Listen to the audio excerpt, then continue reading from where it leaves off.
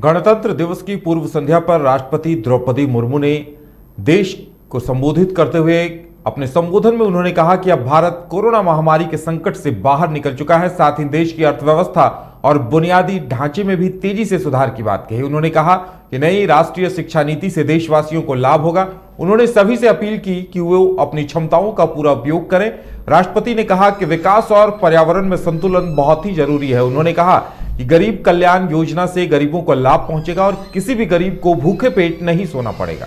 हमारा उद्देश्य न केवल उन लोगों के जीवन की बाधाओं को दूर करना और उनके विकास में मदद करना, बल्कि उन समुदाय से सीखना भी है।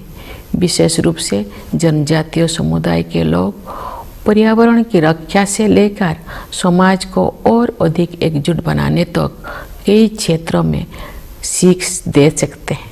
प्यारे देशवासियों, शासन के सभी पहलुओं में बदलाव लाने और लोगों की रचनात्मक ऊर्जा को उजागर करने के लिए हाल के वर्षों में किए गए प्रयासों की श्रृंखला के परिणाम स्वरूप अब विश्व समुदाय भारत को सम्मान की नई दृष्टि से देखता है। विश्व के विभिन्न मंचों पर हमारी सक्रियता से सकारात्मक बदलाव आने शुरू हो गया है। विश्व मंच पर भारत ने जो सम्मान अर्जित किया है, उसके फलस्वरूप देश को नए अवसर और जिम्मेदारियां भी मिली हैं। जैसा कि आप सब जानते हैं, इस वर्ष भारत G20 देशों के समूह की अध्यक्षता कर रहा है।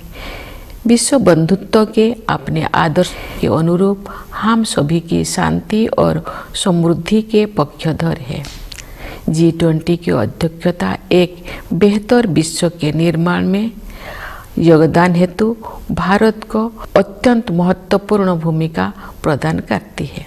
इस प्रकार G20 की अध्यक्षता लोकतंत्र और मल्टीलेटरलिज्म को बढ़ावा देने का अच्छा अवसर भी है और साथ ही एक बेहतर विश्व और बेहतर भविष्य को स्वरूप देने के लिए उचित मंच भी है।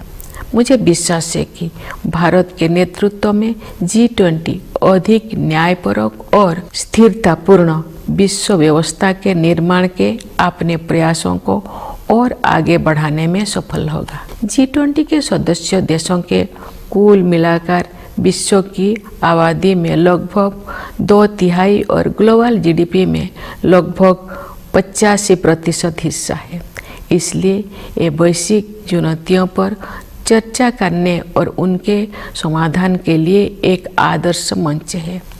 मेरे विचार से ग्लोबल वार्मिंग और जलवायु परिवर्तन ऐसे चुनौतियां हैं जिनका सामना शीघ्रता से करना है। वैश्विक तापमान बढ़ रहा है और मौसम में बदलाव के चरम रूप दिखाई पड़ रहा है। हमारे सामने एक गंभीर दुविधा है। अधिक से अधिक लोगों को गरीबी से बाहर निकालने के लिए आर्थिक विकास जरूरी है, लेकिन इस विकास के लिए फॉसिल फ्यूल का प्रयोग भी करना पड़ता है। दुर्भाग्य से ग्लोबल वार्मिंग का सबसे अधिक कष्ट गरीब तबके के लोगों को सहन करना पड़ता है। ऊर्जा के वैकल्पिक स्रोतों को विकसित करना और लोकप्रिय बनाना भी एक समाधान है। भारत ने सौर ऊर्जा और इलेक्ट्रिक वाहनों को नीतिगत प्रोत्साहन देकर इस दिशा में सराहनीय कदम उठाया है। हालांकि वैश्विक स्तर पर विकसित देशों द्वारा टेक्नोलॉजी ट्रांसफर और वित्तीय सहायता के जरिए उभरती हुई अर्थव्यवस्थाओं को सहायता प्रदान करने की आवश्यकता है। विकास और पर्यावरण के बीच संतुलन बनाए रखने के लिए हमें प्राचीन परंपराओं को नई दृष्टि से देखना होगा। हमें अपनी मूलभूत प्राथमिकताओं पर भी पुनर्विचार करना होगा। परंपरागत जीवन मूल्यों के वैज्ञानिक आयामों को समझना होगा। हमें एक बार फिर प्रकृति के प्रति सम्मान का भाव और अनंत ब्रह्मांडों के सम्मुख विनम्रता का भाव जागृत करना होगा।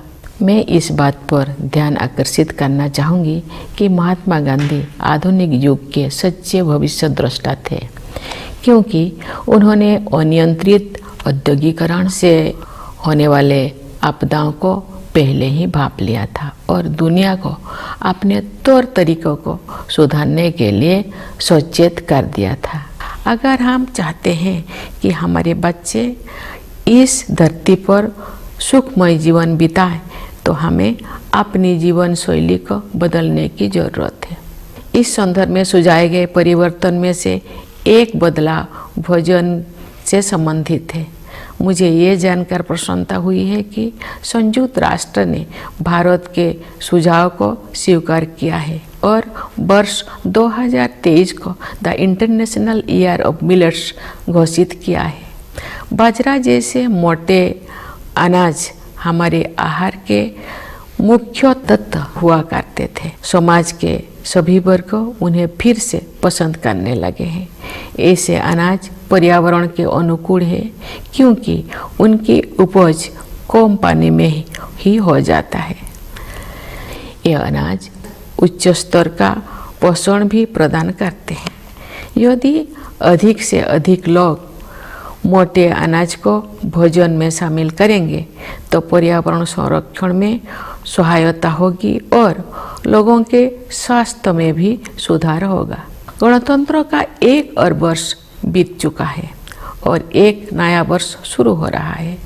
ये अभूतपूर्व परिवर्तन का दौर रहा है। महामारी के प्रकोप से दुनिया कुछ ही दिनों में बदल गई थी।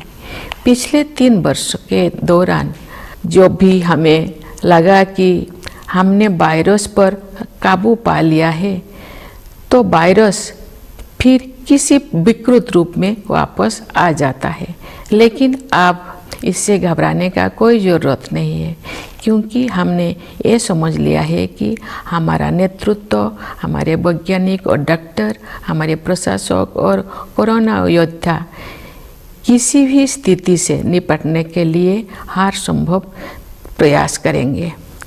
साथ ही हमने ये भी सीखा है कि हम अपनी सुरक्षा में कमी नहीं आने देंगे और सतर्क भी रहेंगे। प्यारे देशवासियों, विभिन्न क्षेत्रों में कार्यरत कई पीढ़ियों के लोग हमारे गणतंत्र की अब तक की विकास गाथा में अमूल्य योगदान के लिए प्रशंसा के पात्र है। मैं किसानों, मजदूरों, वैज्ञानिकों और इंजीनियरों की भूमिकाओं की सराहना करती हूँ, जिसकी सामूहिक शक्ति हमारे देश को जय जवान, जय किसान, जय विज्ञान, जय अनुसंधान की भावना के अनुरूप आगे बढ़ने में सक्षम बनाती है। मैं देश की प्रगति में योगदान देने वाले प्रत्येक नागरिक की सराहना करती हूँ। भारत की संस्कृति और सभ्यता के अग्रदूत प्रवासी भारतीयों का भी मैं अभिवादन करती हूँ। इस अवसर पर मैं उन बहादुर जवानों की विशेष रूप से सराहना करती हूँ जो हमारी सीमाओं की रक्षा करते हैं और किसी भी त्याग तथा बलिदान के लिए सदैव तैयार रहते हैं। देशवासियों को आंतरिक सुरक्षा प्रदान करने वाले समस्त अर्धसैनिक बलों तथा पुलिस बलों के बहादुर जवानों की भी मैं सराहना करती हूँ।